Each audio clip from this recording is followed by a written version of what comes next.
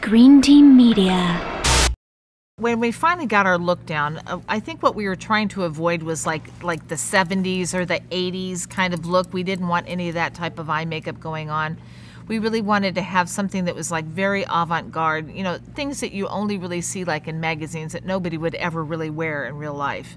And we kind of took that and took it to the next step. We kind of got even more far out. And you know, and then we bleached everybody's eyebrows. So there was a lot of women that had the no eyebrow look, which right in itself takes somebody to a whole other level of bizarreness.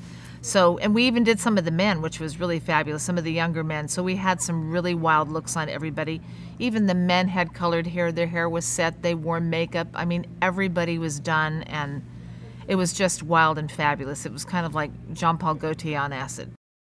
When we were in the districts, I mean, it was very grapes of wrath. I mean, it was, you know, just everybody was teched down. It was, you know, it was very, I mean, it was very depressed looking, and, you know, not a lot of color. It was all muted blues and beiges and grays, and, you know, it was depressing.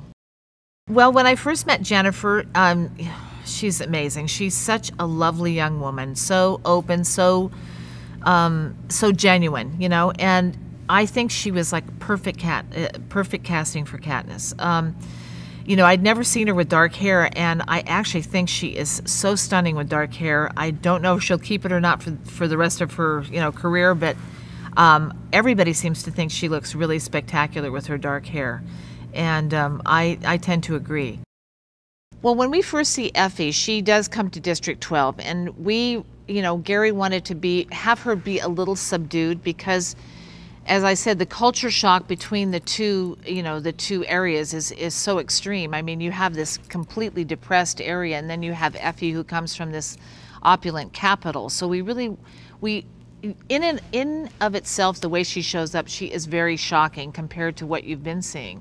So even though that's her very subdued look, you know, the two of them were so diametrically opposed. You know, it was unbelievably shocking to see her in this flamboyant pink and magenta against all this gray, drab, you know, beige world that we were, you know, had been shooting in.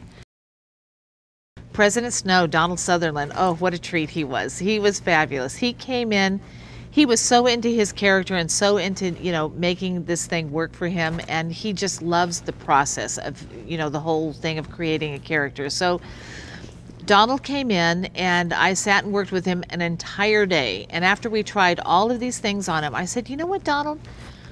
I said, what if we just make your eyebrows white, all white to match your hair? And I said, and make you really kind of, you know, really jolly looking, almost like Santa Claus, like really, so that it looks like you would be like all warm and fuzzy and really nice and sweet, and in fact you are the most evil of them all. And I thought that it would just be such, you know, a great way to portray the president. Usually the bad guys have dark eyes, and Wes has the hugest blue eyes I've ever seen. I mean, the actual iris is so huge. It's unbelievably beautiful. So to have those piercing blue eyes and that, you know, that evil look is really a fantastic combination, I think.